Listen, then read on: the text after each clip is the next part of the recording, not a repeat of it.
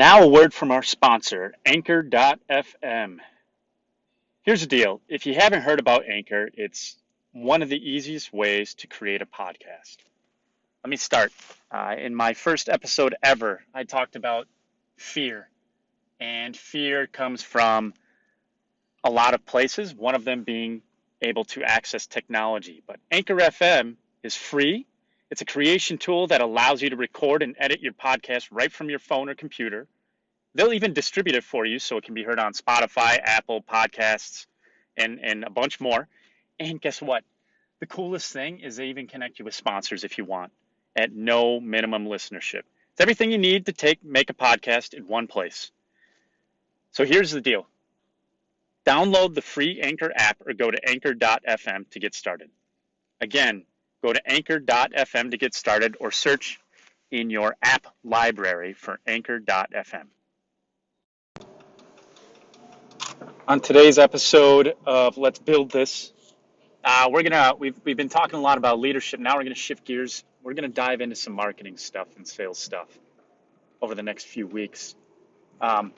So today I want to start with this week. We're gonna talk solely about something that I know is really difficult for some small business owners to nail down.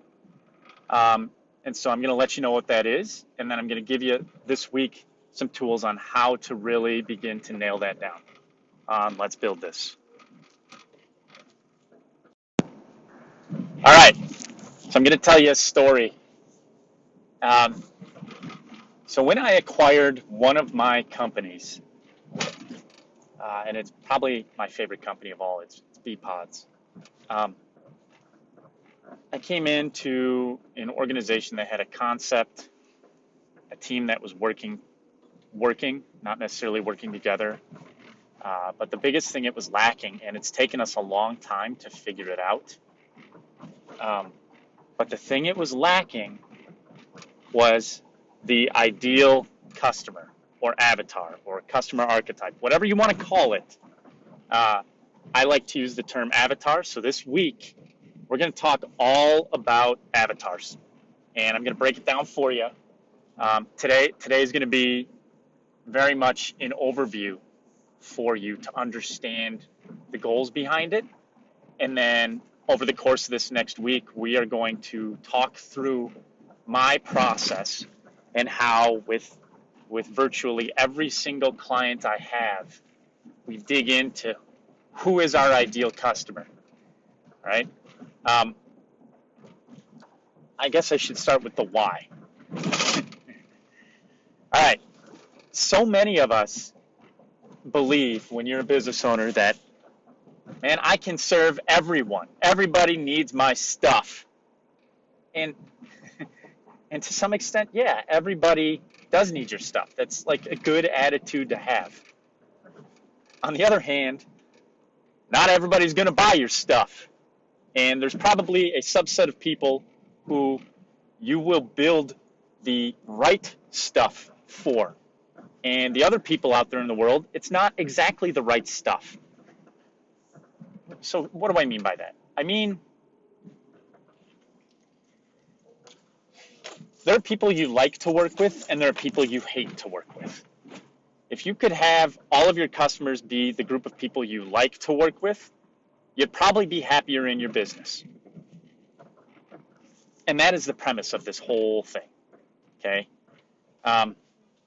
When we start diving into understanding who our ideal customer is, I try to ask every client, who would you absolutely love to work with and talk with every day if they were a customer? And typically they give me a name of somebody who they've worked with in the past, and I go, tell me more about this person. Tell me more, tell me more, tell me more. And the whole premise of this is I want to get an exact picture of who this person is.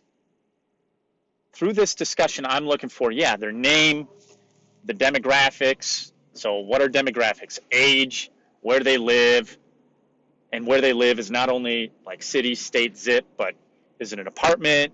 Is it a house? Is it a condo? Right? Like, How much do they make in a year? What do they do for a living? Are they married? Do they have kids? Do they have a dog? Do they have cats? Do they have exotic animals? Do they all of those demographic things that you'd think the US Census would want to grab, okay? And the reason I do that is because I'm trying to paint a picture. Because as much as we are unique and different, we as human beings are more alike than we are different. And the only reason we think we're unique is because, yeah, we have slightly different hobbies. Maybe we like different colors than each other. Maybe we, yes, very unique.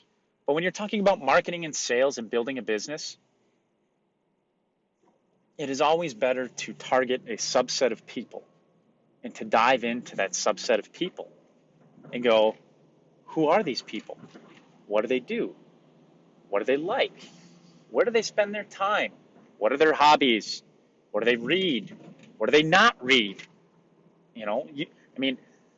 The biggest example of this, right, is that you will have, if you had 100 customers, or you were targeting 100 customers, there's probably about 20 to 30 customers that are going to buy your thing no matter what. There's probably about 20 to 30 customers who will never ever buy your thing. And then, so if we go 20 and 20 or 30 and 30, that's 60. There's about 40 to 50 people right in the middle that we're trying to refine. So of those customers that we have that are going to buy, we're trying to move that needle from 20 to 30 to 40 or 50 or 60. But the only way we can do that is to really understand who those people are, and then understand the psychology of why those people bought, which is then next week we're going to talk about offers and solutions and what we're selling. And the third week we're going to talk about messaging around that. So stories, hooks, everything. All right.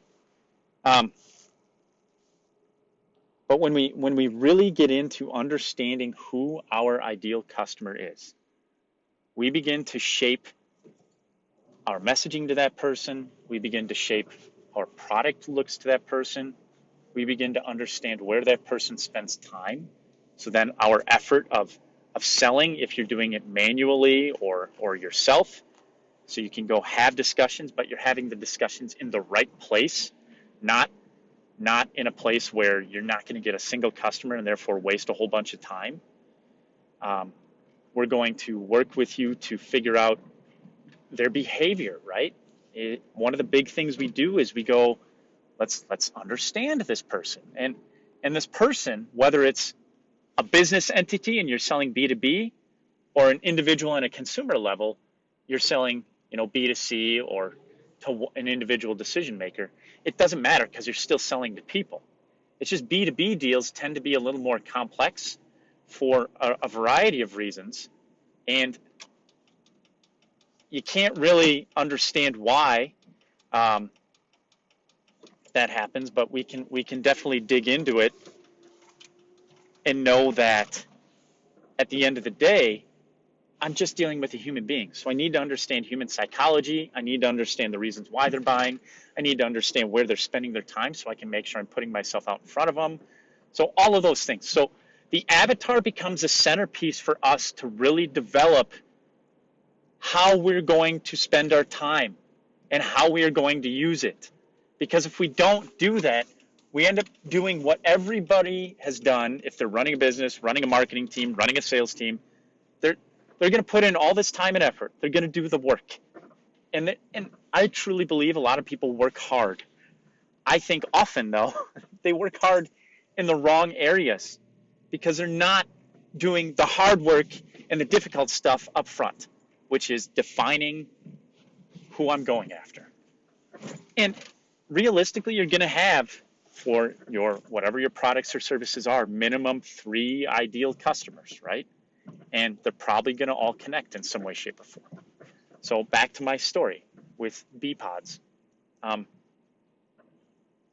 came in and there was a list of like 25 different types of people And I was like, wow. And it wasn't wrong. It just meant like shotgun approach. So the reason I was able to acquire it is because this company was resource constrained and they didn't know how to fix it. And so I said, all right, and this wasn't the only challenge that we were facing as a group, but this was a major challenge. And it's taken us 4 or 5 years to narrow it down to 3 groups of people. And we did it through a lot of like testing, a lot of digging in, a lot of, I relied on my sales team. And at the time, there wasn't really a sales team. Everybody was selling, because in a startup, everybody sells. I was relying on the information being brought back regularly to help us refine how we were going to do this and how we were going to get in front of them, and the specific products we needed to build or the offers we needed to put together, all this stuff. And what I found is that as we began to refine things and narrow things down, guess what? Sales went up. Why? Because we could refine the offer, and then we could refine the messaging around the offer, and we were building the right sales tools for the salespeople that we were working with to bring on, and we were catering the marketing to those groups of people, and so it connected more with those people. And the other things is that now that we had this refined, we were making it easier for those people to refer us to other people in their business. And we were able to find partners in the industry because we were very refined and specific. And we're able to align up missions and vision and all those things. So, all right, that being said, I hope today you get the fact of where I'm trying to go with this. Is our whole premise of building marketing and building in sales tools like this, we have to understand who we are selling to. And sometimes who we are selling to is not who we want to be selling to. And I've worked with those companies too, and they go, look, we don't like working with this subset of people, because sometimes that subset of people, you fall into it. So when that happens, we begin to understand, okay, who would we like to? And then we smally is not a word. Smally is if you're a fisherman.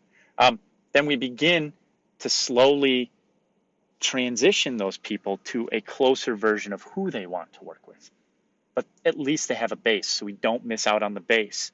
And maybe we build in a department to maintain the base, right? Like, there's a lot of ways to manage all of this. But it all starts with who are we serving? Because as a business owner, you're serving someone. And often, we don't know who that is. We're just out there doing stuff and hoping it connects. But you only got 24 hours in a day. And everybody who works for you is probably only working 8 hours a day. And you're working 16 to 20 hours a day. And I think that, and I believe, and the studies show, and the stats show, and everything shows that if you can begin to target into a specific avatar, and that tomorrow we'll talk about how we do that through understanding a little bit more about what we're selling, and what we're selling isn't the physical products or the services you're offering, but the motivators behind those things and how we get into those things. We're going to start there, and I'm going to slowly work from top down, like 100,000 foot view, down to exactly who those people are, so that now next week when we dive into what we're selling, you can begin to look at it and go, hey, this is actually adding some clarity to my business and my structure, because it will help you identify who you need to bring on your team. It will help you identify where you need to put your time. It will help you identify, hey, why are we using advertising in this channel versus this channel? Okay, that's what we're going to go through the next 4 weeks, 5 weeks. And we're just going to dive into this. All right. So with that, I hope this was helpful. I hope it's giving you something to think about in terms of marketing and sales. And we'll talk to you tomorrow.